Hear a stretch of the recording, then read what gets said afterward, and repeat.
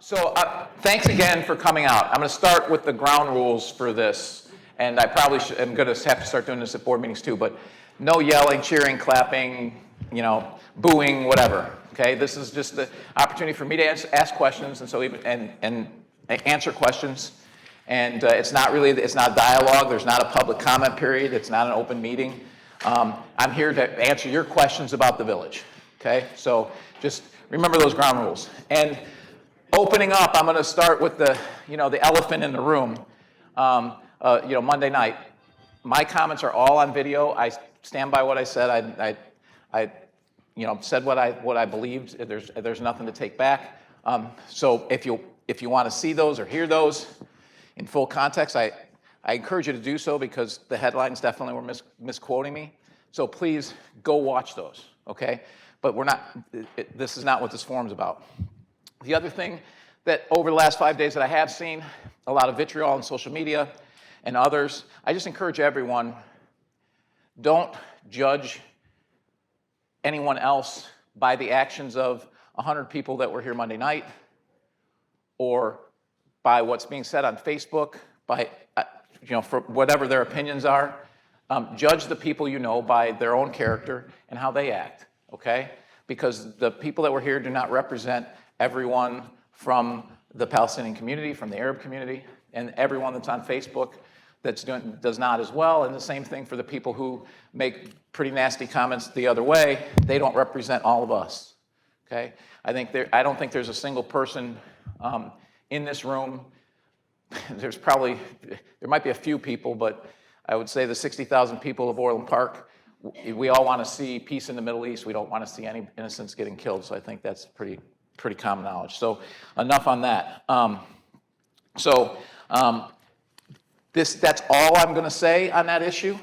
If anyone asks questions about the issue or comments, I'm going to cut you off. It is not an Orland Park issue. So we're not going to talk about it here today. Okay, we're going to answer questions about everything else, but we're not going to talk about that, and then I will immediately cut you off. So, okay? So those are the ground rules on that. And then, normally I start and I talk about some of the stuff that's going on, but those also come out of the questions. The one thing that I will start with, because at the last meeting we probably had 12 or 14 questions on it, is the migrant issue.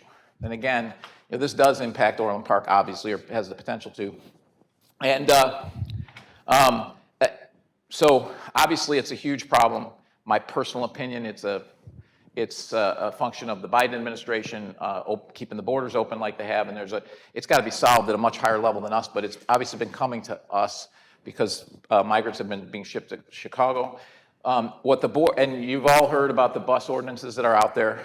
We did not pass a bus ordinance because our attorneys felt like it was unconstitutional. We would be challenged on that. We would be challenged in court, and actually Chicago is being challenged on court on their ordinance on that. Why? Because they have the deepest pockets. Well, we also have deep pockets too, so we didn't want to deal with any of that. So what we felt on the migrant issue, though, is that obviously we had a plan in place. I know I see our chief of police is here and our deputy chief is here, and we had a plan to deal with it. If they were dropped off here, we had a plan. We still have a plan if that happens. So we've had a plan since the beginning because we're always prepared for those types of things. What the board did do is we did pass a resolution saying that we are not a sanctuary city and that the state should repeal its sanctuary state laws, but we are not a sanctuary city. So we're going to follow federal law. That was what we passed. That defies the state, but we think federal law trumps the state. So that's what we did on that issue. We haven't had a problem. We haven't had an issue. I will tell you that here's where Orland Square being away from the freeways has been beneficial. It kind of hurts us in some ways because of people shopping. It's not as easy to get to as some other malls, potentially, like Oak Brook. But it's also, Oak Brook it's been running rampant in Oak Brook with thefts from the illegal migrants that have come in. And, as I do explain to people from time to time, is where these folks are coming from. That's how they live. That's basically how they survived in the places they live. So they've been, you live for 30 years having to steal and rob and grab everything you can to survive, and you come to a new place that no one operates like that, they're going to operate the way they have for the last 30 years because they don't understand how we live. So fortunately, we're a little insulated from that. Not completely insulated, but I think Oak Brook had 60 thefts over like 4 days or something like that. I think we've had maybe 4 or 5 that we think might have been, from migrants. So not too much because it's harder to get to us. So I think that's that's basically the nutshell on the migrant issue. So with that, what questions do you have about what's going on in Orland Park otherwise? And we've got all kinds of video and stuff to show you. Because I think most people, as a mayor, I can tell you, 2017, those of you who know, it was a very difficult board for a couple of years, very challenging. But that's politics to some degree. It's kind of to be expected when I ran with no trustees.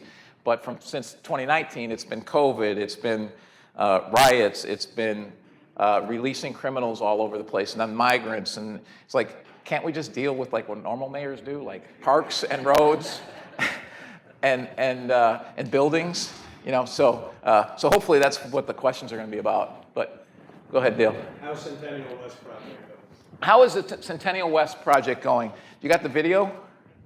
Okay, so Centennial West, I gotta look and see. Okay, Centennial West is right here. For those of you who don't know, how many people know what the Centennial West project is? Well, so there's a lot of you that don't. So there's Centennial Park West, which is on the west side of the tracks, on the other side of Centennial Park, hence the name Centennial Park West. We're very original around here. So if you think of the storage facility that's on 159th, it's the road right behind that runs down here. This is the West Metro parking lot right here that I'm pointing to. That is, you want to just pause that for a second, and then I'll go over to it. But the West Metro parking lot is right here, and that's off of 153rd, so that helps you get your bearings. And so we've been holding concerts since 2011. In 2003, this was actually approved and graded and put grass in there, but they never really did anything. They didn't run electric, they didn't do anything. They said they were gonna make a concert venue there back then. They never did, but they started hosting concerts there in 2011, and we're renting, we rent equipment, we rent stages, we bring in generators for the electric, we do all that, okay? So in 2017, when I came on board, I said, hey, we should be doing more concerts out there because we were doing like 1 a year, whatever. And so we moved up, we had a concert series that we started, and we started doing 3 a year there, plus 1 or 2 other free ones as well out there. And it's, we could really use an actual venue because it's very hard to get acts and bands and stuff when you're using a rental stage and their dressing room is an RV. So we had this design, and if you think of the space, how many of you have been out to the space to a concert? So some of you. This space right here, this hill right here is the one that exists now, where the stage would have been about here.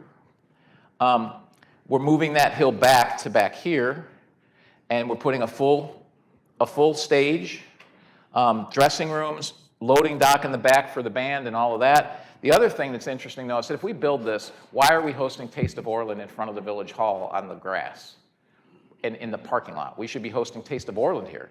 So we built this with that in mind. Actually, Taste of Orland is what we built it. That was our constraint, is what do we need for Taste of Orland? So we have 20 food vendor tents, which is what we had here. So we've got 20 of those. They'll all have electric already, so they won't be running off generators or the light poles.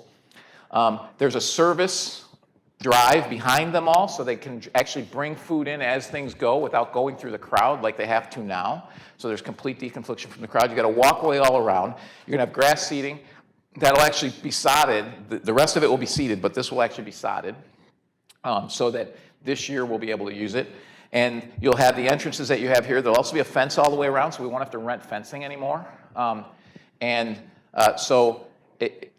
if you think about the parking over here, and think about Taste of Orland, there's no parking because we use the parking lot for the event, right? Now you've got 3,000 parking spaces between here and over at the Metro lot on the east. So, and obviously some of the neighborhoods can walk to it as well. And we're planning on moving Taste of Orland there. Market on the Park will be there as well as our concert series. So moving all of our music venues, because now we don't have to rent a stage, we don't have to do all of those things. So obviously it's a costly project, but at least we're on an ongoing, during the year, we're not going to have as much cost involved. So it's progressing. It's a little bit behind, but it should be ready for, I think our first concert is targeted for June 7th-ish.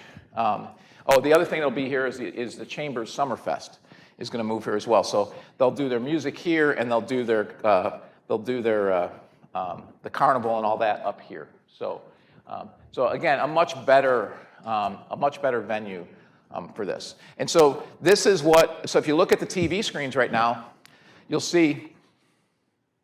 Go ahead. You can see the whole site under construction. This was taken Thursday, so you can see they're moving dirt. There's the stage, the brick is being done for the stage here. On both sides, there'll be beams that go across, there'll be a roof and all of that, so you can see that they're making some significant progress on that area.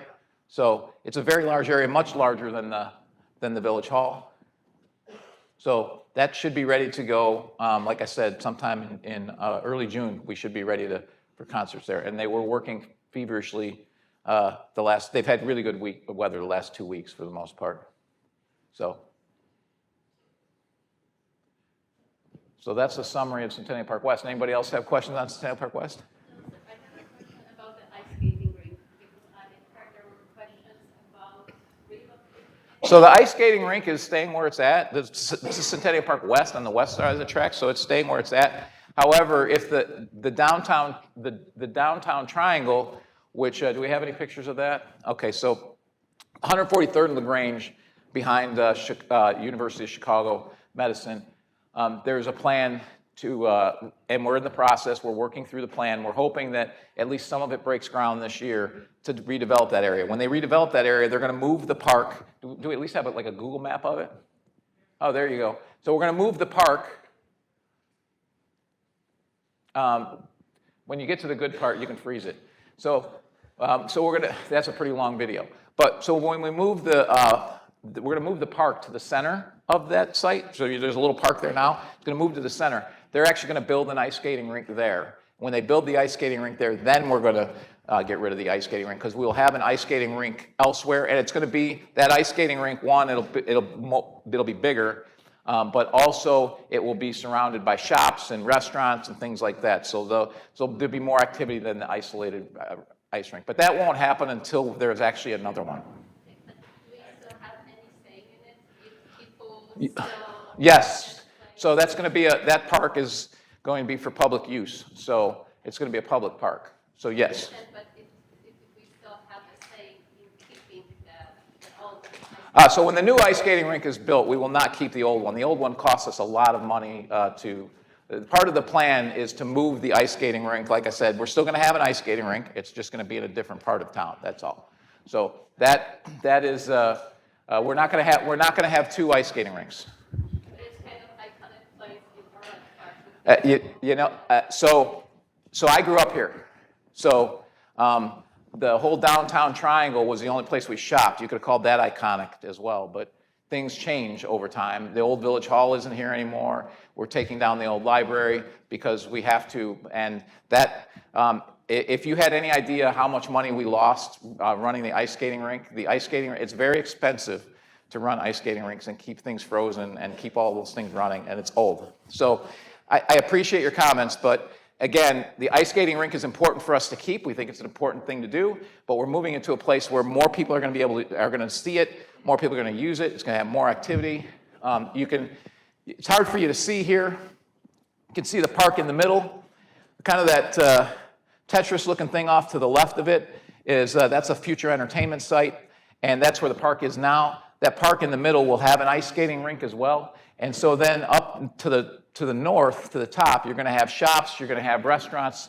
So you're going to have a restaurant, ideally, underneath the parking garage there, right by the park. So there's going to be a lot of activity there and a lot more that people can do. So that's what we're planning on doing. And then probably the plan is for the current ice skating rink is to put in a couple of pickleball courts, because that seems to be a pretty popular amenity. But Centennial Park is 5 years away because there's not enough money in the budget for the next 5 years. Still So, Speakerphones, then, of course.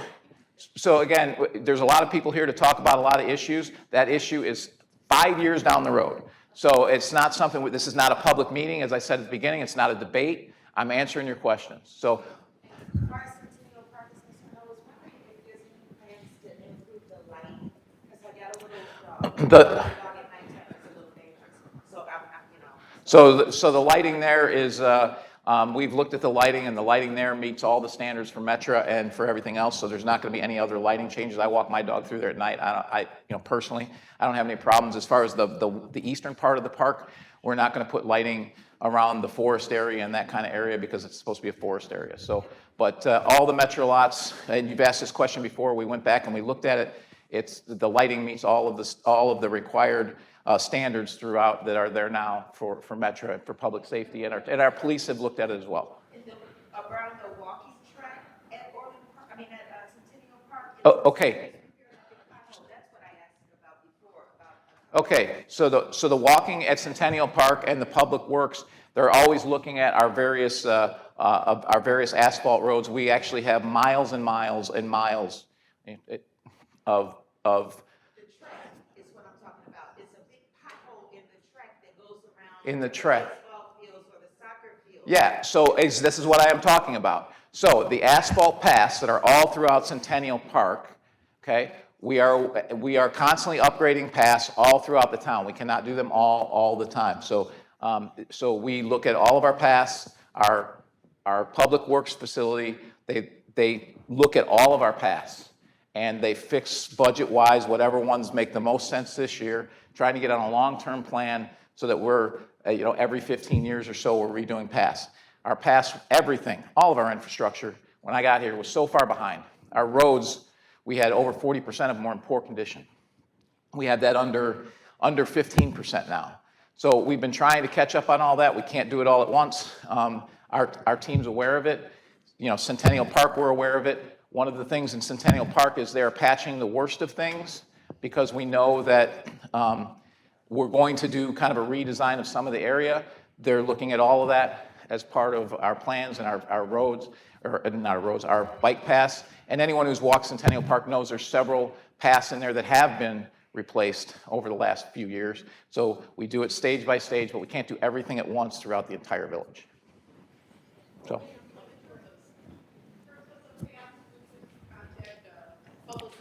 You can dial anything, potholes, pass. You can you can go to the 311 system and go right on the website, and you can let them know exactly where it's at. They'll put it, it'll go into work order, and it'll go into a list.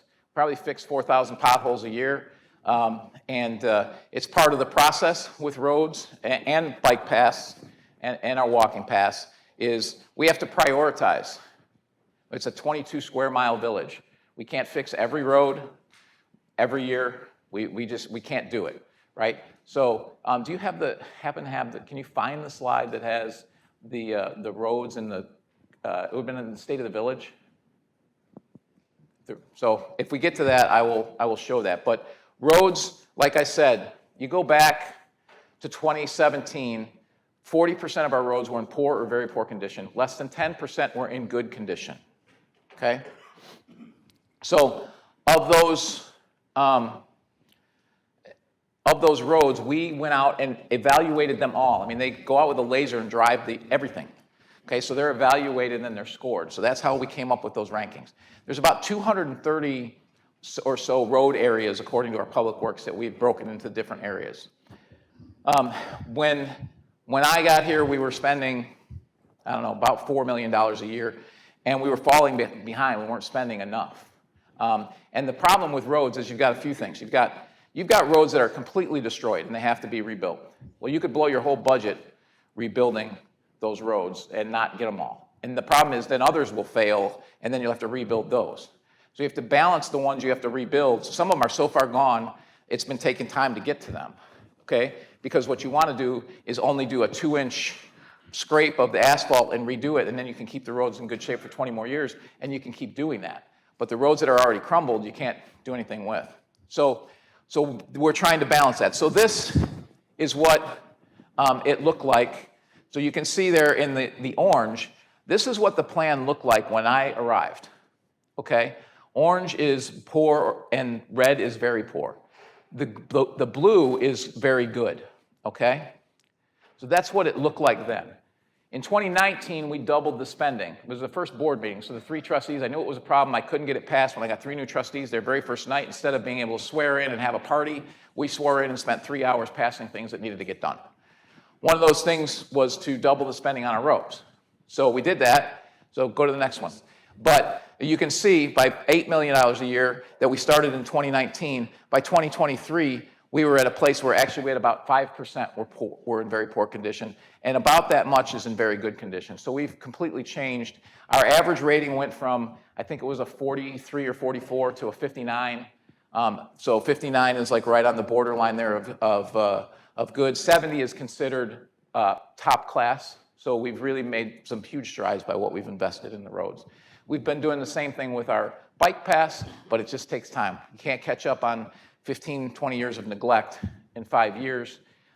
Someone who was voting against all those roads said, well, let's just borrow all the money and do them all at once. I'm like, well, if you do that, 20 years from now, a board's gonna have the same problem where they gotta spend all this money at one time. What you wanna be doing is doing something every year so that stuff stays in good shape and they're getting repaired on a regular basis, but it takes some time to get to that point. We think, because this doesn't have the latest on it, but there's another projection with what we're doing. We actually were able to bring it back down to $6 million a year starting this year, and we will be at basically top class roads by the end of 2027. So that's kind of the goal with the roads. So, and again, we're balancing all the things that we're doing and the money that we have, but trying to get us in a place where we have a regular amount that we can fund every year, as opposed to if you neglect things, as you know in your house, if you neglect something, it gets worse, it gets more expensive. Good example is we just had to spend $3 million redoing the soffits outside the building here, okay, because they weren't kept up. So, oh, and because they ran out of money when they were building it, they did drywall soffits in Illinois, outside. So, and the bad thing is if you did drywall soffits, you have to replace them with drywall soffits. The good news is that we are, we're 34 years since that was built. The products are a lot better, so they can actually work on the outside. So, but those are the types of things we had to do. So. Land value in Moreland. What did PD's 2 and the surrounding 40 acres sell for, and has the developer approved? Can you look that up, Cindy, to see what it sold for? What's that? Oh, it's not reported yet. So it has not been reported yet. So Cindy's, as you know, is a village trustee. She is, so the question was, what did the PD's land sell for? Sorry, I haven't been repeating the question and you can't all hear them. So what did the PD's land sell for? Don't know what it sold for. It has not been reported yet what it sold for. I do know it sold for less than what he refused in 2004. So Costco offered him a ton of money.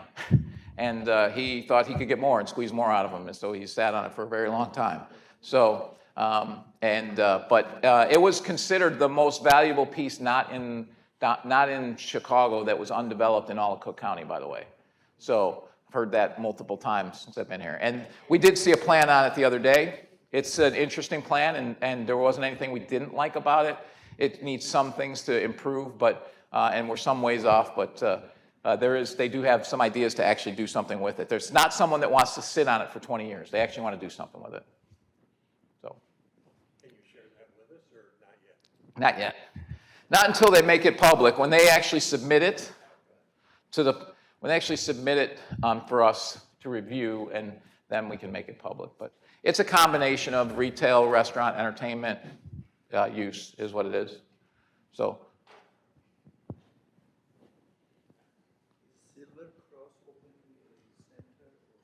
Is Silver Cross opening a center? So Silver Cross is at 171st and LaGrange. Its grand opening is March 9th. So yes, they're opening, and they do have plans for another building there as well. The building's beautiful. They have plans for another building there as well in the future if things go well, and they think things will. So they'll probably start operating before March 9th, but March 9th is their official grand opening. Plan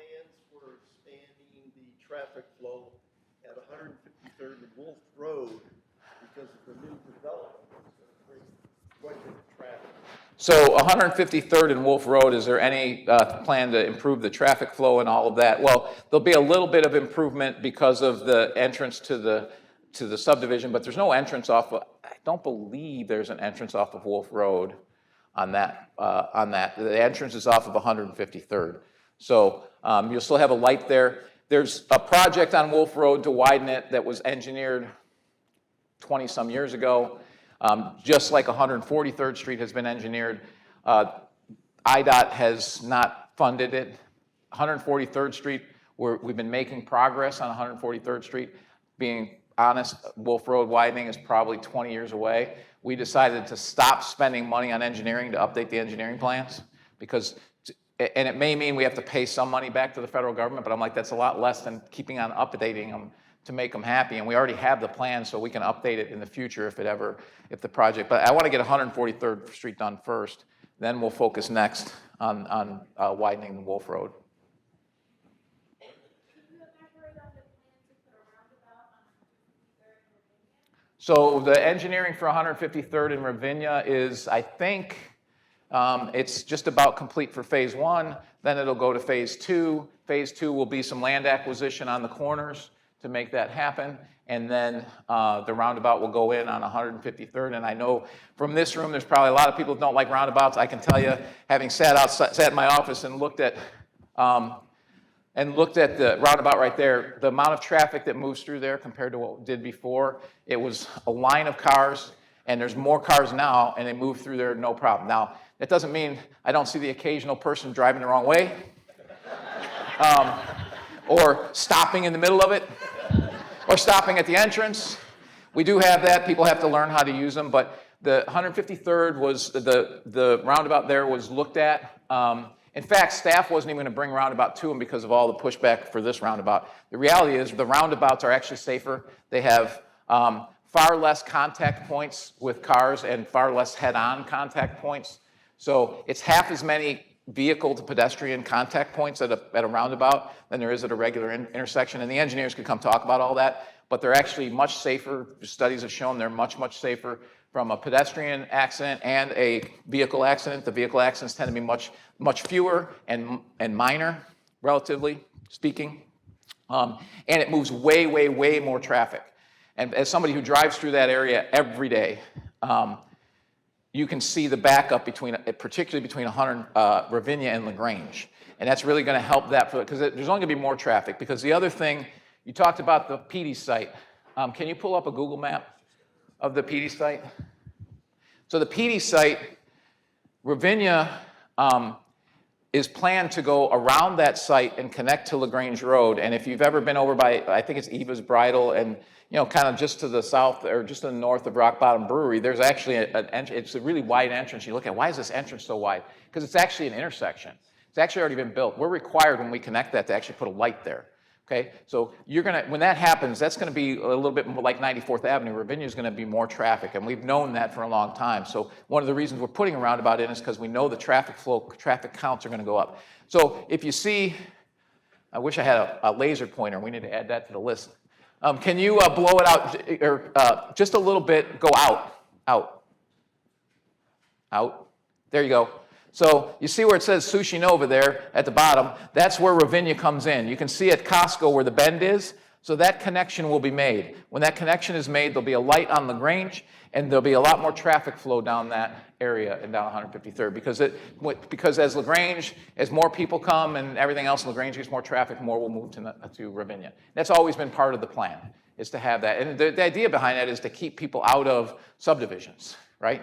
And to stay on more of the arteries.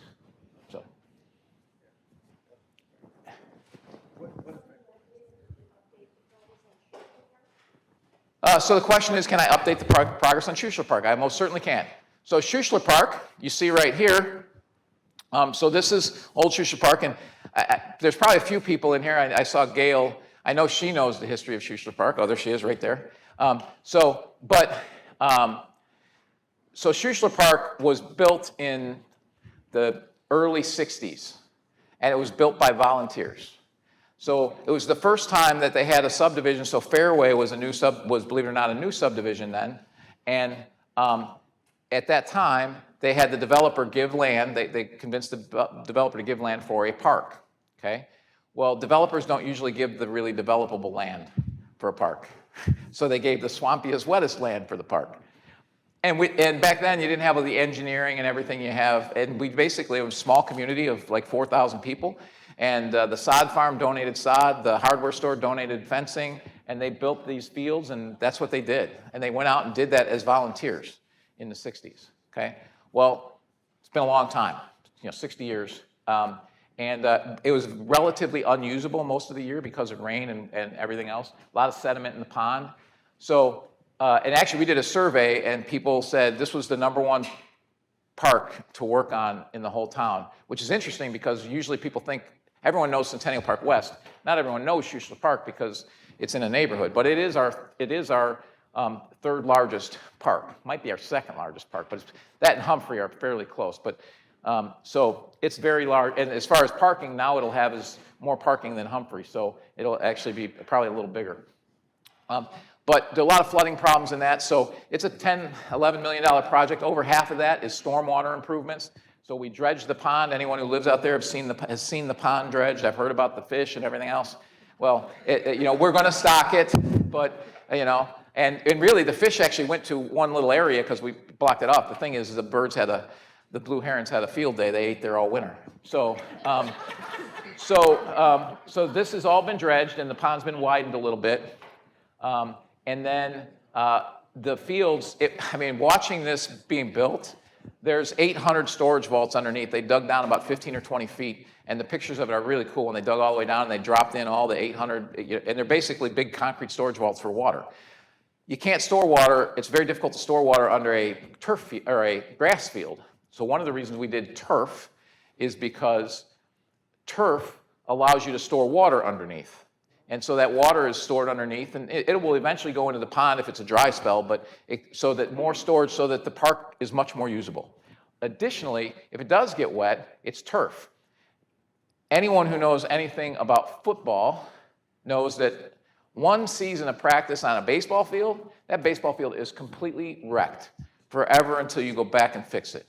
Now you have turf. The football program, the Pioneers, are going to practice here on turf, where it's not damaging our other fields. And they've been here since 1974. We built Centennial Park, we built John Humphrey, we built Catchy Park, and they put no place for football, and they ignored it. And we have, 25 to 30 soccer fields. That's the beauty of these. They're actually built, you can see the lines if you're up here close. They're actually going to be lined for soccer as well. So you'll be able to do half soccer and full-size soccer, so they could run 4 soccer games. So during football season, they'll be playing football. During the rest of the year, soccer, lacrosse can play there. So, so it's a fantastic project. And then, I guess I'll roll in. So we're going to have an all-abilities playground. Now, that's not quite funded yet. This part's funded and being done, so this will be added.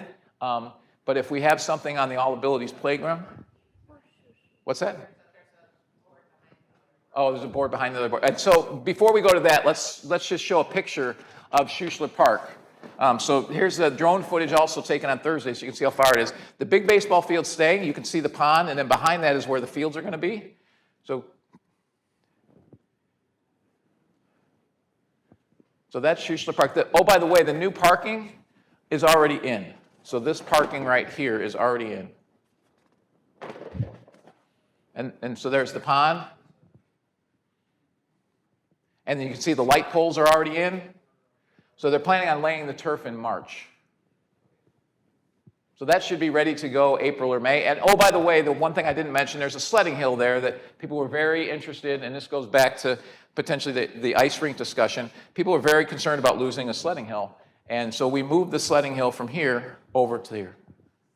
So there will be a sledding hill as well. So then there's the all-inclusive playground, which is here. So an all-abilities playground. So this is so that a place for disabled children as well. So it'll have the rubber mats and all that. You can't, they're very expensive. This is probably $1.2 million. So you can't do that at every playground. But so we wanted to do that. The athletic facility is going to be called Michael Schofield III Field. Him and Kendall Coyne Schofield, I don't know if you know Schofields. Michael Schofield grew up here, played in the Pioneers, played Michigan, played with Denver Broncos, San Diego, the Bears. That was just with Detroit. So he's had a fairly lengthy NFL career as a lineman. And then his wife is Kendall Coyne Schofield, also a Sandberg grad, who is a gold medalist. She's the captain of the U.S. team, U.S. women's hockey team now. So they still live in the area, and they have donated some money towards the project. So there's going to be a place there. Since it's a football program, there'll be a place for the kids to interact with that. And they're also working with us to raise money for this park that's right next to it. And so the park, again, will be all-inclusive for all abilities. So once we raise that money, and so I encourage people, if you want to donate to something, that's a great cause to donate to. And when we raise the money, we'll get that done. So we're looking for, people to donate to a good cause for that particular park. Okay, so what other questions? So did that cover Schuessler?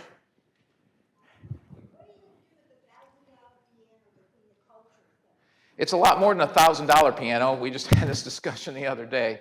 I don't know why so somehow we picked up a piano and spent $20,000 fixing it way before my time. And there's really no place for it. It's an oversized piano, that's the problem. So we can't auction it because it's an oversized piano. So what we've done is we've reached out to the schools to see if they would like it. So we're basically going to donate it to we don't use it at all. So we're going to donate it to a school or a music program somewhere that wants it. So that's the first plan. The second plan is, we'll try and sell it. We're not just going to toss it away. It's too nice. But apparently it's also not the brand that people who really want to buy pianos want to buy. So, but that's what we're planning on doing with it. But we're not going to just toss it away because it's in good shape. It's just an oversized, people can't even put it in their house because it's just an oversized grand piano. Other questions?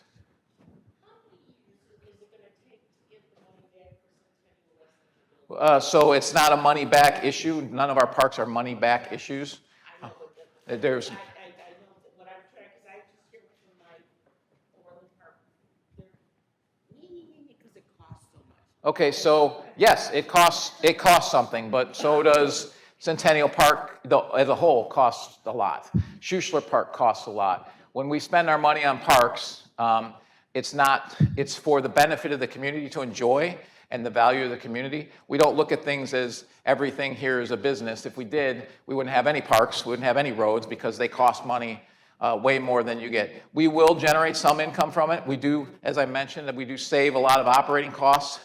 We save fencing costs. We save electric generator, RVs for the dressing rooms. We save for all the electric that we have to run out there. There's a lot that we save. We also have a venue that now we can use for all of those types of events. We save a lot of money at Taste for doing that on an annual basis, but I'd be lying to you if I said those savings are going to cover the capital costs of building this. They're not, but they do cut our annual costs will be significantly reduced. I mean, we'll probably save, a few $100,000 a year just in the stuff that we don't have to rent every time we hold a concert anymore. So. There is no thought of putting indoor pickleball courts. So I've heard that before as well. Indoor, roof, expensive. So, we're talking, you think 10 million is a lot for this? Try $30 million or 40 or 50 for indoor pickleball courts. That is not something. Yeah, Sportsplex cost, I think, 25 million in 2000. So think about that. And Sportsplex does have indoor pickleball courts, by the way. They're set up on the gym floors. So we did line the indoor courts with lines for pickleball, and they're there every day. Yeah, the fitness center, Orland Park Fitness Center has it as well. Not as much as the Sportsplex, but we've put them where we could. So. Yes. Is Riviera a private enterprise? Yes, it's a private enterprise. And are they going to do something? I don't know. I mean, I personally thought when someone bought it that they would probably turn it into townhomes or something, which is probably the highest, best use for it. It's a kind of an odd space now that the town has built out for what they have over there. I think I think the banquet hall's doing okay. I think the restaurant's doing okay. But it's just not a great location relative to all the other traffic that we get. And as far as the fitness center, I mean, they've spent, I think they've put a bunch of money into it, but you know, I mean, unfortunately, it's privately owned. So I think they've tried to find someone that'll run the fitness center, but the reality is it was a very old fitness center. I mean, like 1970s old. So I think I think they're going to end up doing something with it. I just don't know what. It's not something that we've had any discussions or anyone's come in. There's a lot of other properties we have discussions, a lot of great stuff going on. That's not one of those places. We recently had, used our fire department for, call at our house and had a daughter that's about to leave assistance. And I just want to say, our paramedics and fire department are outstanding. And also, what a benefit that there's no charge for residents. Well, so the comment was about the fire department being very good and handling a situation at the house very, very well. And there's no question that our fire district, it's a fire district, so they're not ours. It's a separate district. There's no question that it is gold-plated service. And the comment also was that it was great that it was no charge. It better be no charge, because if you look at your tax bill, it better be no charge, because you pay for it. I'm telling you right now, you pay for it. The only places that charge more than them for taxes on your bill are District 230, and then if you're District 135 or whatever your other local school district, they're right. I mean, it's triple what the village puts in property taxes. So so you do pay for it, but you get the level of service you pay for. There's no question. It's great service.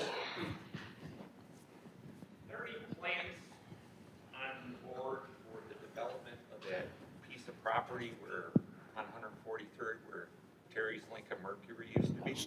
So plans for Terry's Lincoln Mercury. So again, so that was the question, and does the board have any plans? The board doesn't have plans, okay? So that's the first thing, okay? Unfortunately, the triangle, we know something about the plans because someone thought back then that it was a great idea for the village to become a developer. We're $27 million in the hole in that project, okay? And we were that when I got here. And a ton of debt. A lot of the roads weren't fixed and a lot of the other things because of the money that went into that project. That's why we're behind on everything else, because they diverted that money for that. The village decided, the board at the time decided they were going to play developer with our money. So we are not going to do that. But with that said, there is a potential project that we've seen. It's some commercial along 143rd, some townhomes, condos behind it, which fit with what's in that area. So that's kind of what we're looking at there. So it's the same ownership group that owns 159th and LaGrange, and also owns Andrew Corporation, and they're very high on Orland Park, and they're very eager to they're actually not just kicking tires like many of the things that we see. Any updates on Fernway Elementary and as far as rehabbing or building a new school like the original? So Fernway Elementary is not. We have no control as the village board. I know people blame me for schools all the time. No. I'm not saying you're blaming, but I get the calls about schools. I honestly have no idea what's going on with the school board over at 146 and what they're doing. I know they've got plans. I know the plans have been approved. So that much I know because that has to come through the village. The rest of it, as far as their plan on what they're planning on doing with Fernway School, I have no idea. I know they had money put aside to build it, and they were planning on building it. But beyond that, because it's just not within, it's not my jurisdiction, it's not something that I control, so I really don't know what their plans are on that. I just know that the building and the site and all that have been approved by us, by our building department. Yeah, yes. So, by the way, is there anybody out there? Is there anybody out in the back? How many people out there? I'm just curious. 15? I might wander out there and take a couple questions from out there. That's why I was asking. So, but yeah, so I just don't know what their plans are. I heard it was halted. I don't know. There's some fighting going on. I don't know. 146, the Fernway School? Yes. Fernway is Orland Park. It's not a lot of Orland Park children that go there, but it is a Fernway. Fernway is an Orland Park school, and there are Orland Park children that go there. It's just a very small portion. Probably 90% of our grade school kids, 85, go to 135. The rest are 140 and 146. What is the old police station building going on with that? The old police station, there's construction going on in the front. It's to, the ramp was falling apart and didn't meet ADA specifications, so we're redoing the ramp and the entranceway. And when they dug, the reason it's taking longer is because when they dug it up, it was worse than they thought. So, which is not uncommon. So we're basically replacing that for better entrance and ADA. The old police station, and same thing it's being used for now, our rec division, our rec offices. There's no change to its use. The change to the uses a little bit is the Civic Center, the Labey Center, all the, most of the programs that were done at the Cultural Center are getting moved to this area to be a recreational campus where everything's kind of right here. Because the Cultural Center, it was about $6 million to fix it. And we offered it to the schools if they wanted it because they needed more space, which would have been a lot cheaper than them building the space that they had. They didn't want it, so we decided to, that we're gonna demolish it because it's just too expensive to upkeep for what little. We do some things there, but not a lot. So we're gonna demolish that, and then we're actually gonna add, so Dugan Park, do we have a picture of Dugan Park? So she'll find a picture of Dugan Park here. Oh yeah, here you go. So Dugan Park, right here. So this is where the old library, for me, the new library that's now old, so because it was built when I was a kid, was right here. Okay, there's a field here, there's a baseball field here. So what we're planning on doing is making the couple tennis courts now. We're going to expand this into pickleball courts. Gives you plenty of parking for pickleball courts, lighted pickleball courts, which we've heard as well that people wanted lighted, so it's a good place to do that. So you got parking here and here already. This is going to be a playground area here. We're going to redo this field right here so that it's already there, but we're just going to refurbish it. And then so you still be able to play baseball, you'll be able to play soccer, and then we also are going to move some dirt over here to be a sledding hill. So they'll have a new amenity there. We just got a grant for $600,000 from the state for this project, which is what we were looking for. So it's probably going to get bumped up a year now as far as when it's going to get done. The interesting thing behind that is, everybody familiar with Stellwagen Farm? When we did Stellwagen Farm with the state, we took state money to do it. One of the requirements was to do some things at Dr. Marsh, which we didn't do. So when I got here, we had this $2.5 million commitment to ID&R to do that. Our team negotiated that down, so we did about $750,000, $800,000 worth of improvements at Dr. Marsh, but the problem is because we had that commitment, they would not give us any grants for any other parks. So by getting that commitment lifted, Dr. Marsh now has a nice location, or a nice little amenity. Not that many people use it, but we were required to do it. And then also we got that grant restriction lifted, so we were able to get $600,000, which pays for about half of that park. So that's the other thing. Whenever we're looking at these capital projects, we look at, hey, we get money for these projects from other entities, from the federal government, from the state government. We're going to find a way to shift those forward so we can spend those dollars, right? So we're going to do that. A good example is 143rd Street right now, out between State and Bell Road in Will County. Homer Glen is trying to stop this project now. It's ready for construction next year, and they've already spent $6 million on it. They've got $7 million from the federal government. And as the Will County Governmental League said, it'd be the first time in his 22 years he ever saw someone turn away money to widen a road. And basically, the rest of the region supports it. Everyone else, I know Commissioner Morrison, by the way, is here listening today, and he supported it. All of the mayors in Cook County, all the other mayors in Will County, they all supported the project. And it's still ongoing. The vote is next week. So that's one of the things I get to do too, is I went actually and spoke at their last meeting. I've sent letters, because we want to make sure this project stays on track, because they're going to vote whether to keep it or not. But we would never do that. We get a project that's good for the future, and we get money. We're going to make sure we use that money when we can, because you don't know if you're going to get it. And prior to my arrival, I think the 4 years prior to my arrival, we got $2 million in grant money Krashid Hoda, our engineering director, has been fantastic. And since he's been on board, 2019, since he's been director, I think we've gotten 25 million in grants and road money, so from other places. So that's a testimony to staff really working hard to get things done. So. Anything happening with the Andrew property? Andrew property. So again, same ownership. They're looking. They've if you've noticed out there, they dug up some of the asphalt and they've done some environmental testing. So they bought it from CommScope, which acquired Andrew Corporation. So they bought it. They want to do residential, which is the highest best use. We've told them no apartments. They have to figure out what density they need and what kind of product they need to make the money, but they also have to clean up. And they said they found some stuff. They found some PCBs on there, which they hadn't found before, and they're down like 10 feet or something, which normally they're on the surface. So they've got cleanup costs. So we will probably do a TIF in that area. And if you want to hear about TIFs, I'm not going to explain it. There's a great video that our staff put together that you can go watch a TIF. It's 5 minutes. It's on our website. Go watch it because it'll tell you all about TIFs. But essentially, a TIF does not take tax money away from school districts like they say. What it does is it freezes the tax level at what it is for a period of time, usually 20, 23 years. Freezes it, the schools still get that money. Any additional tax money goes into the project. So it's about the only economic development tool that we have. It's a very good one. And we would use that TIF money to help get the cleanup done, is what that would be. And also to connect an underpass underneath the railroad tracks on 151st so that people they can connect through 151st. So, and then the kids there can also walk to school, that kind of stuff, because they don't have to get on busy roads. So. Has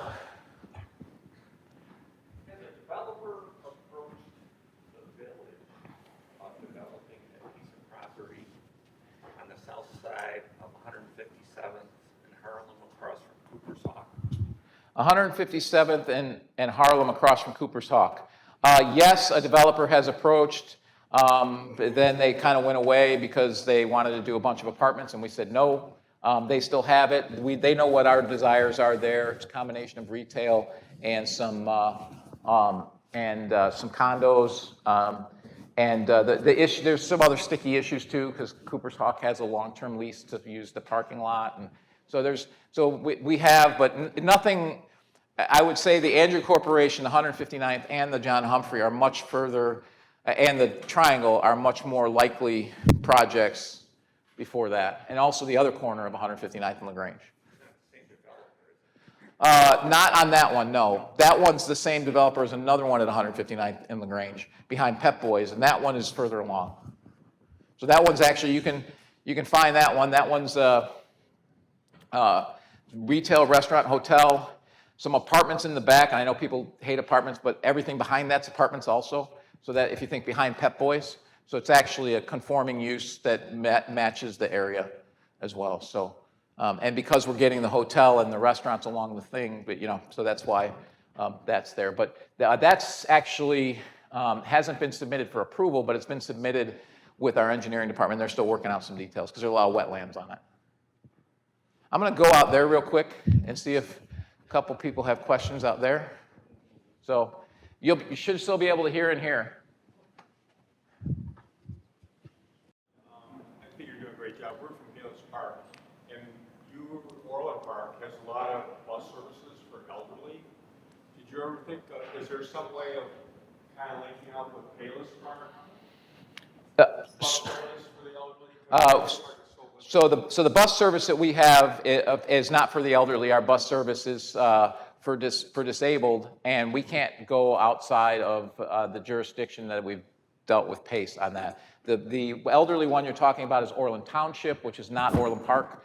And that's the township that provides those services. They also have similar issues. They serve Orland Township residents, so they're not connected to Palos. So Palos Township handles that, and they're responsible for those senior services you're talking about. So you should talk to Palos Township. It's not Palos Park, it's Palos Township that handles that. So it's just a different jurisdiction, and they can't go outside of their jurisdiction with their vehicles. Yeah, but I just wonder if they could ever link up, like if I don't even know what Palos Township offers, to be honest. Orland Township offers more than most, so, so. I I had a question about the indoor playground that we had for the little ones, for my grandbabies that they absolutely love. Uh-huh. It's gone now. It is. Are we gonna do anything to replace? So we had to make decisions based on the fact that we needed to take down the cultural center, like I said before, and we needed to move a lot of the things that we do there, because we don't do a lot there, but we do there, the dance studio and things like that. We needed to move over to that location. So we've put a dance studio in, we've put an art studio in there, and frankly, it was a question of how much use does this get? It really doesn't get a lot. I know some people use it, but it doesn't get a lot of use. And so because of that it just fell off of the, it just didn't make the cut, I guess, is the best thing we can say. It just didn't have a lot of use. We know that some people did, but we had to balance it with what things we had a lot of use for, and that's what we did with the space that we had. So, we still do, obviously we have some indoor areas for recreation, but some of them are membership driven, so like the Sportsplex and things like that. It was just one of those things, we just didn't have enough use relative to all the other things we do, and something had to go. So.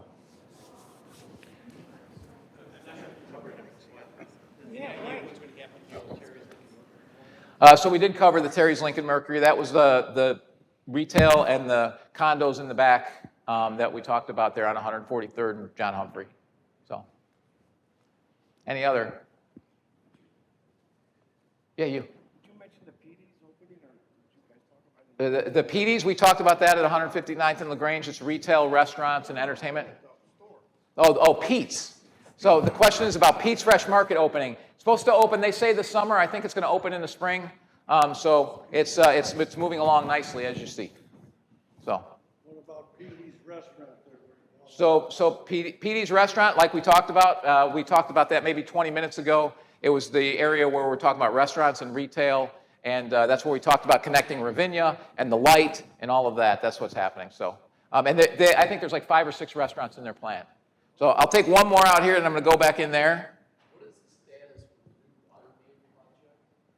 The status of the new water main project. So the water main project, they're working down Wheeler. For those of you who know, because you're there right now, you see a lot of stuff on Wheeler Avenue, or Wheeler Drive. They're running that pipe right now to connect. The entire project's going to be done in like 2 years because it goes all the way down south almost to New Lenox. Our section should get connected next year, and the road should be redone. I'm hoping at the end of this year, if not the beginning of the following year, Wheeler will be completely rebuilt. There's a place where we knew Wheeler needed to be redone, but we held off and only did a 1-inch scrape of asphalt to get us time because we had too many potholes. So we did that to buy us some time because we didn't want to build it twice. So that's, again, using money wisely.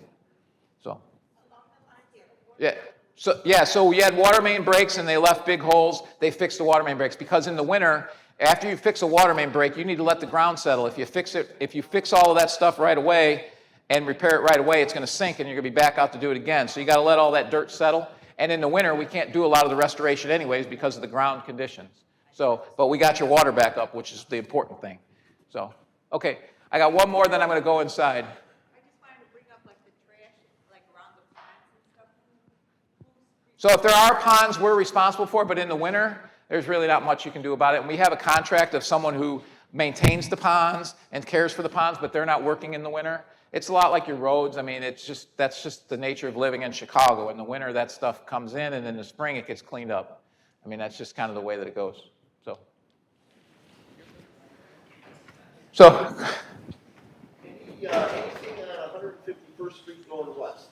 I know it's a dead end, but any plans for something going on? Well, 151st Street going west that's the Andrew property. So that's the underpass under the railroad tracks that would get built as part of that TIF. We would use that money.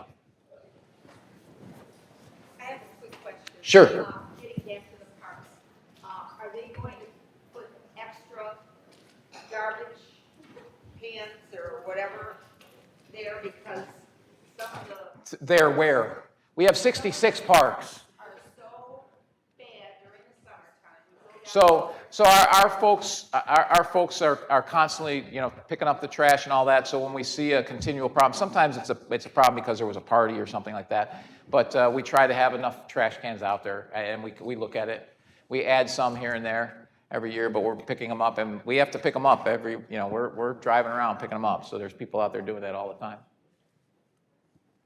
There's a postal problem, but can you facilitate work with the post office and bring a mailbox out there maybe for like? They're not going to put, we have cameras out there. So the question was about post office putting a mailbox out, out in front of the village hall. One, that's a post office issue, but I don't think the post office is putting any mailboxes out, given what's been happening with mailboxes. So I don't think they're putting any out there. We can have all the cameras we want. It doesn't stop it from getting stolen. It helps us catch them. That's all it does. And so we catch them, doesn't stop them from doing it. So, that's a post office related issue, whether they do that or not, but I doubt that, given that they've been taking them down anywhere, I doubt that they'll be doing them anywhere. I would say put them in your mailbox at home. That seems to work for me. They will pick up your mail at your house when you put it in your mailbox when they come out. So if you put it out in the morning and your mailbox is empty, when they come, they will take the mail that's in there and mail it for you. So.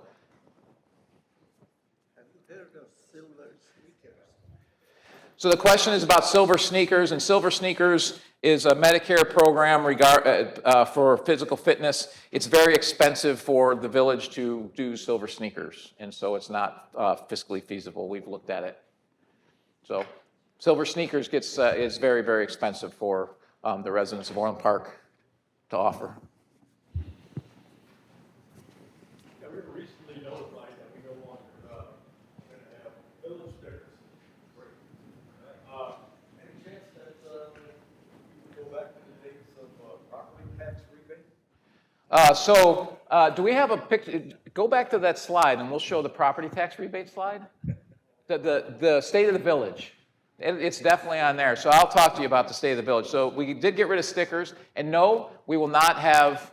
Showed you. So the tax rebates that you were getting, we borrowed money. We took village debt every year to pay your property tax rebate, and the check showed up in the mail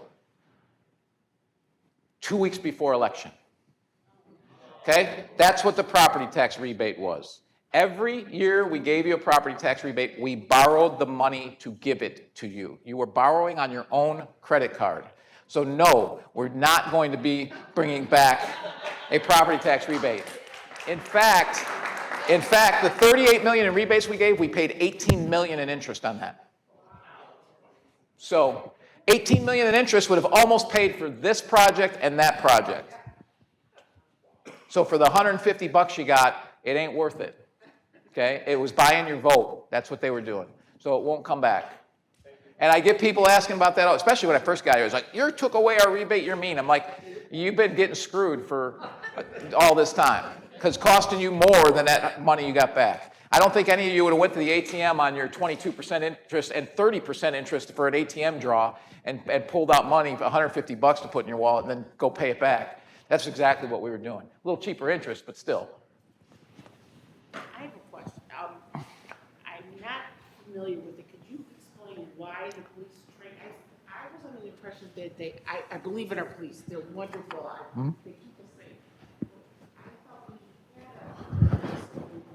had a police. Can you pull up a Google Maps of our current range?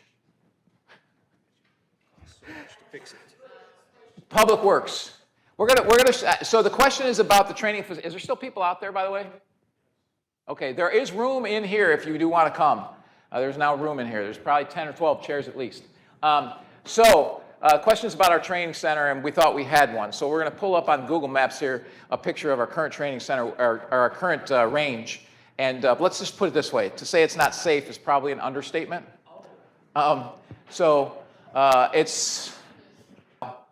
you see that berm there? There's basically a shed.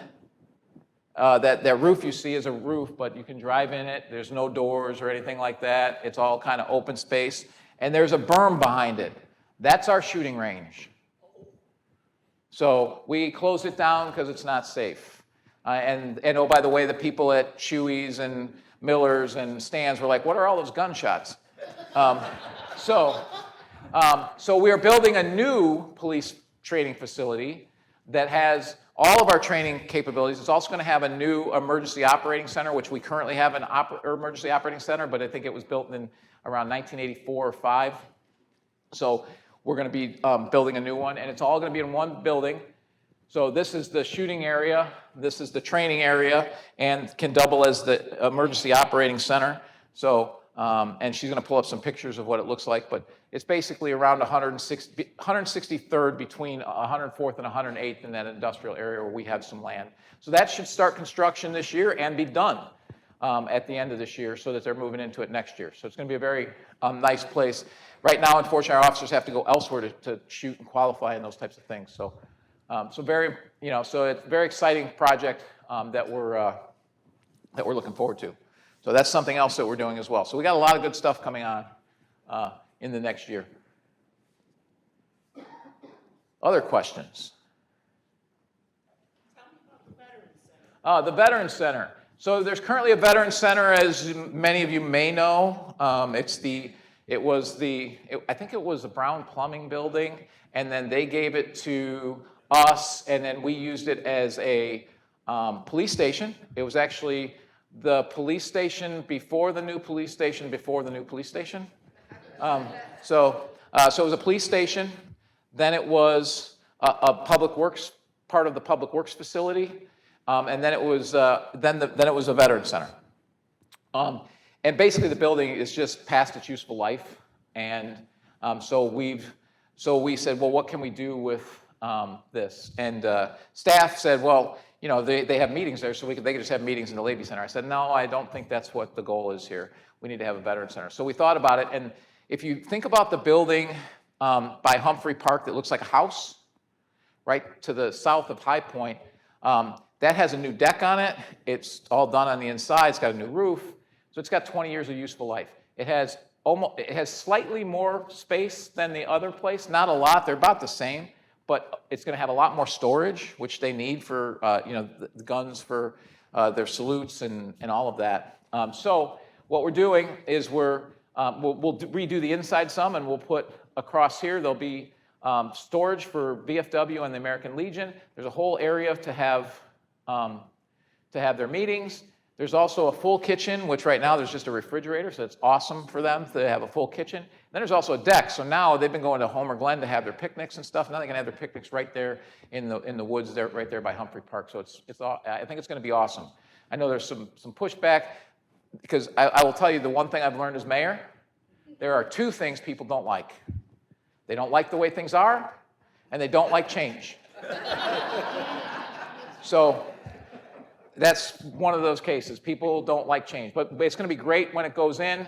And then we're also adding storage, because we're doing a new recreation garage, because that garage is falling down. So that's being built over there by John Humphrey as well. And next to it or near it, there's a big storage facility for some of the bigger stuff that the VFW and the Legion have. Way more storage. It's going to be a great location. I know some of them have been, not all, but some have been very upset because they don't want to change. And, I think all of us can admit that when we get older, we like change less and less. So I think that's part of it. And they've been there for a long time, so I understand it. But I'm also a member of both, the VFW and the Legion. And this is great for the long term for both of those organizations. So, and as you can hear, all the good stuff we have going on. We've got Dugan Park in a year or two. We've got the police this year. We've got the Veterans Center this year. Got Centennial Park West this year. We got Schuessler Park this year. The all-inclusive playground probably a couple years out. But you got Schuessler Park this year. You've got the water main project getting done this year. We were able to do that because we were so fiscally responsible and got out of some of the problems that we had between 2017 or before I got here. And then I couldn't get some of these things done 2017 to 19, but got a lot of it done after we had a new board like Trustee Katsinas, and I saw Trustee Healy here earlier making some really good decisions. And so we were able to get rid of a ton of our debt, and that opened up, as you know, that gave us debt capacity to do something, because some of these big projects, we can't pay for them in 1 year. We can't bring in enough money to pay for them in 1 year. So, but we borrow at such a low rate, it's like your house, right? It makes sense to actually borrow to do those, but you have to have the capacity to do it. You don't want to stretch yourself, and we were already near our limit. And we're still below the debt level that we had when we arrived, and we've done all this. So, And if you put that in comparison, in 1993, we had 13 million in debt. Or excuse me, 1993, I think we had 13 million in debt, okay? In, 1998, 13 million. You think about between 1983, we had 0. We built the police station, we built Public Works facility, we built this whole complex, we built Centennial Park, we built Schuessler Park, we built John Humphrey Center over here. We did all of that. We only added $13 million in debt. That's pretty fiscally responsible. Between that 1998 and 2016, we went up to $110 million in debt. And all we built during that time was a police station. So that wasn't very responsible. Adding debt for some of this stuff makes sense because we're paying for it over the long term. Those are the kinds of capital projects. But the debt we took was almost all for the 143rd and LaGrange project, which has netted us almost nothing. I mean, University of Chicago was going to come here. It's great they're here. They were going to come here regardless. And we certainly didn't need to put up $64 million like we did for an apartment complex. Trust me, apartment builders, they're flush. Okay, they can definitely fund their own projects. So, other questions? Of the state's 143rd Street project, the main concern for me is between Wolf and occasional flooding, is that included?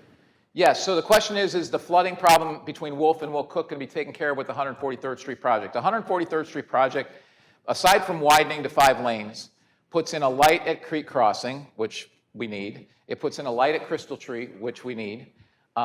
It redoes the intersection at Southwest Highway, so from 2 goofy lights to 1 light. And if we can get what we want from the Forest Preserve, it's going to put a lane. We're going to get a lane to the back side of Park School so that buses can go in there and be deconflicted from parents, which hopefully the schools will actually appreciate us doing that for them, but who knows. And then it will also fix all the flooding issues along Will Cook and Wolf. No, we don't have any money for that yet. Here's where we're at with that project. We broke it into 3 pieces, hoping that it would allow us to get it started. It's a state road. They're actually responsible for funding it. We've actually funded the engineering. Engineering runs in 2 phases. Phase 1 is the actual is actually the drawings. Phase 2 is pretty much the acquisition of the properties and the permits and all that stuff you need, and then you construct. Phase 3, okay? Phase 1s have all been done, but they're outdated in some cases, so they're being redone. So the 3 sections are Southwest Highway to West Avenue, which includes redoing the intersection. That project, we received $7.2 million of funding from the federal government. It's about $3 or $4 million to finish it. We will pay for that if we have to. It looks like we're going to have to. And so that project will probably start, we're going to start acquisition phase 2 soon. So that project might start in 2 years, 3, at actual construction. The most ready is the Wolf to Will Cook. That's actually 95% done with phase 2. We have almost all the land we need to do that, but we have no funding for it. So we could actually start that one. If we got the funding, we could probably start that one in a year or 2. And then we just applied for a grant, a $25 million grant with the federal government, got support from everyone, waiting to see if the governor's office supports it. Maybe not. My name's on the letter, so might not get that support. But it's a federal grant. And if we can get that, the state has said they will pay for the rest of the project if we get that grant. So hopefully we get that grant, or at least part of it. Even if we don't get all the 25 million, we get a sizable chunk. That's the hardest section to do, is the West Avenue to Wolf, and the most expensive because the land there is soft and wetland, and so there's a lot of land bridges and things. It's a very expensive section. It's actually about, that section is combined is over twice as much as the other 2 sections combined at one section. So, but that's what we're working on. That's the most important project. It's been the #1 project for us from a big road perspective, and for the whole Southwest Conference of Mayors, all the region. Everyone's been behind it. Will County's been behind it. The only town that's now not behind it is Homer Glen, and they were behind it up until now. So, that's where that project sits. So hopefully we'll hear good news on that this year and get funding. Another question.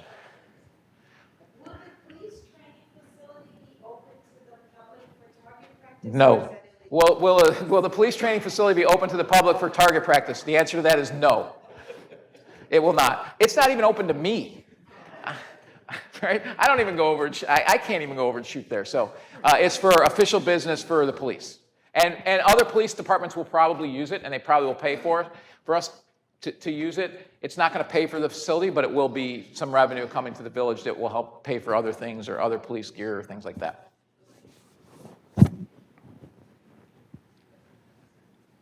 Any other questions?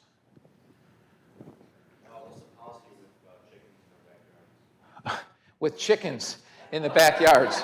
So the ordinance for chickens in the backyard is over 5 acres and 100 feet from any resident. And there's two separate ones. Zone D1, over 5 acres and 100 feet from someone else's backyards. Or street or roadway. So that's the thing on chickens. It's not a high priority for us. It has come up.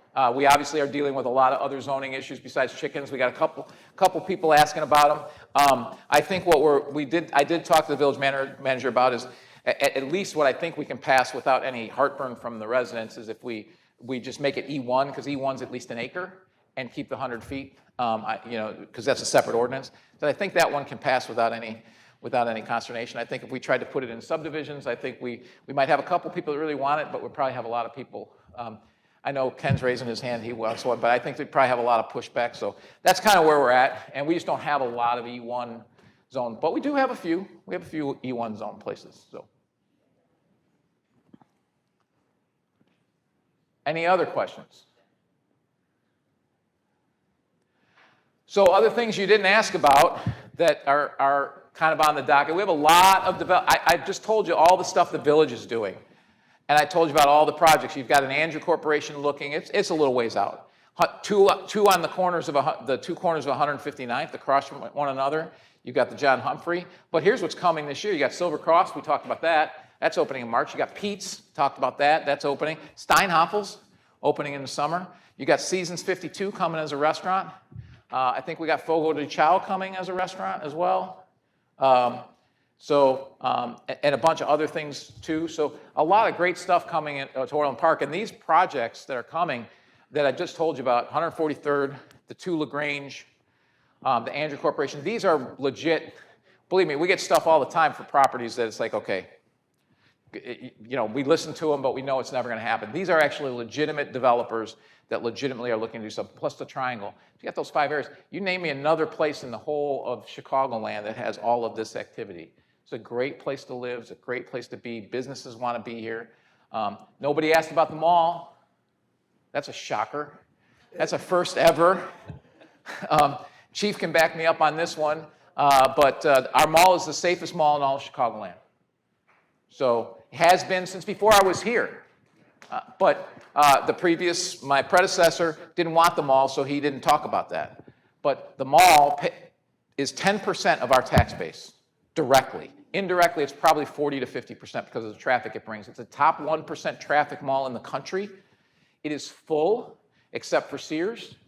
And Sears is not owned by the mall. The mall doesn't own, actually, it only owns the middle X's. That the stores are owned by other entities and other companies. So that's the other challenging thing with getting things done there is it takes 5 people to agree to fix anything in a parking lot and that kind of stuff. So, so there is someone that bought the Sears. We're not thrilled with what we've seen from plans. None of what they've floated to us is going to get done. But the mall is very interested also in potentially getting it from them. We got another person that's very interested in maybe getting it from the current owner that would be legitimate developers to get it done. A lot of good things happening there. And I will tell you that the youth supervision program that we had at the mall has been incredibly successful. What have we had, Chief, since 21? Maybe 4 or 5 thefts during the entire youth supervision hours? Yeah, a handful in 3 years during the 2 busiest times and days of retail theft prior to putting in that program. That's all we've had. So it's just, I can't tell you how effective that program is. And it took a lot of work and rebuilding the relationship with them because I rebuilt the relationship, which we didn't have We hadn't talked to them all for 7 years. Our security guys and police had, but the mayor's office hadn't talked to them for 7 years.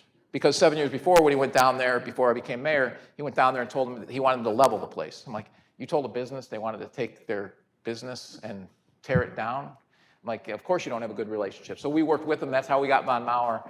That's how we've had such a strong relationship. That's how we got the youth supervision program, because I told him, I said, if you want to prove perception, so we know it's safe, but people don't think it's safe. I said, if you want to prove perception, try this. We got them to try it. It was a challenge to get them to try it, but they tried it. And it was so successful, now they're implementing it at other places. So, that's been very good. So Orland Park is doing great. Our biggest impediments to doing great is that we're in Cook County and we're in the state of Illinois. That doesn't mean we can't be an island in Cook County, be an island in the state of Illinois, and be a great place to live here. There are great places to live in some states that are messed up as well. There's a lot of great places to live in California. There's a lot of great places to live in Massachusetts. There's a lot of great places to live in New York, right? They suffer from the state. So we're trying to be a great place in spite of the noise around us. And I can't thank enough, and I know the chief is here today, deputy chief, and a bunch of our officers are here today, all the great work they do. And we didn't get any questions about police. Didn't get any questions about police. No, just a quick question about back at the mall. Why are all the lights turned off by Sears? I mean, it's so dark there when I. The Sears itself? No, outside. The parking lot. What's that? Sears controls the lighting for the parking lot. It is so dark there, it scares me to go. We've made numerous requests in the past to get that lighting, even when it was in operation, they would turn the lights off. When employees were working. So Right now, no one is working there, and they're demoing stuff in the inside again. We're hoping we get new ownership there, but that's, yeah.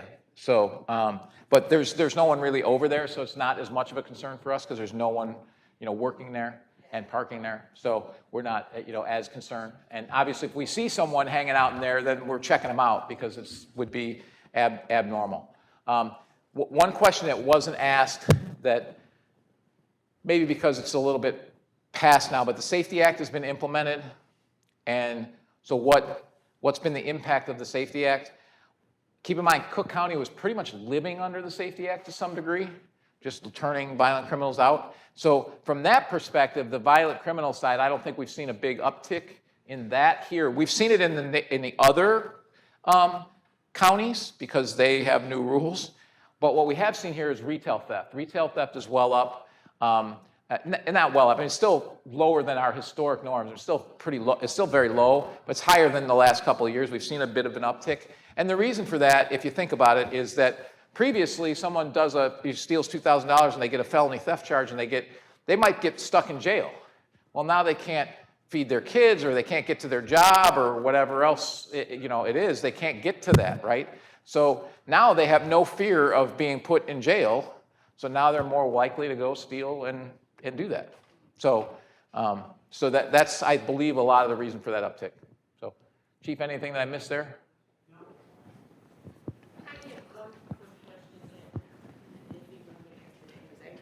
I live in Heritage Estates, and they're putting up townhouses by 143rd. Right. Okay. I had heard, I don't know if it's a rumor, it's true. Is it true that some of them are Section 8, and how are we limiting the Section 8 in court? So I can't talk about in a public venue. I can't talk about public housing. Well, it's not just that it's touchy. It's that the village could get sued by the feds.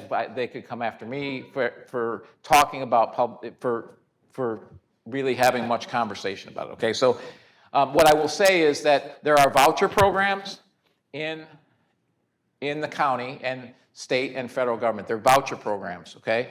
And those vouchers can be used anywhere that meets the codes. They can be used at any apartment, and Cindy could nod her head and tell me that I'm right. But and in Cook County, they cannot even ask where you're getting your income. So they can't even ask the question. So as long as they have something that pays for the rent, they cannot ask, they cannot deny you. So I can tell you there is more publicly assisted housing, probably in your subdivision, or as much as there are in any of the apartments and townhomes. And you see two real estate agents going like this with their. If I could say something, I mean, you can't use source of income as a way of determining tenant. So that's why I can't say it. But as a Cook County resident, your property, you want to rent your house off, you cannot deny somebody if they have a Section 8 voucher. Nobody can. So basically, all property in Orland Park or in Illinois. Anywhere in Cook County, all property can, as long as the voucher covers the entire rent. That's the thing. So, and the other thing that I would put in your head just for that, for when someone gets a voucher, it's a golden ticket. Okay? They don't ever want to lose that. I mean, who would? Right? They don't ever want to lose that voucher. So they're probably, in general, more likely to be a decent tenant because they don't ever want to, because if they get kicked out, they lose the voucher and they can't go live somewhere else. And do they want to go live somewhere that they can't afford? Think of what they can afford if they're on the voucher and they're living in Orland Park, right? So I would just, yes. So, but I can tell you that Orland Park, as of 2017, for villages, towns, cities greater than 20,000 units of housing, we had the highest owner-occupied housing in the country. And Tinley Park was in the top 10. So you have a very, I haven't seen the stats, but we are very, very high owner occupancy. Very, very, very high. We are, so very, very high.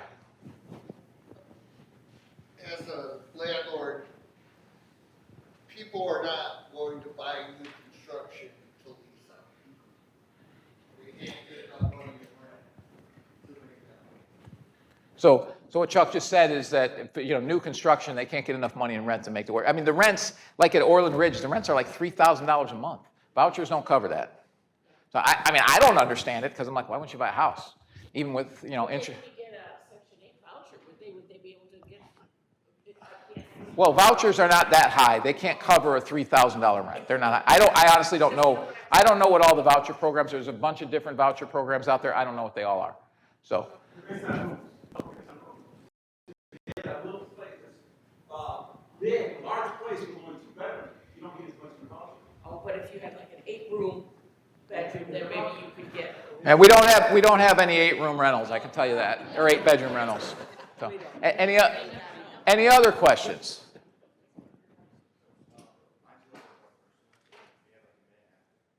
Sure. Any other questions? Well, thank you all for coming. I really appreciate it. I really appreciate you paying attention and asking all the good questions. And like I said, there's a lot of great stuff going on. We're getting ready to get into the spring and the summer when we're going to have concerts and we're going to have kids playing on the ball fields and all the fun stuff again. So, and it was great to have a winter breakfast meeting and no complaints about snow plowing, which we get very few because our snow plowing guys do a great job. So, but thank you all for coming. Enjoy your weekend. Enjoy the Super Bowl tomorrow, and be safe at the parties.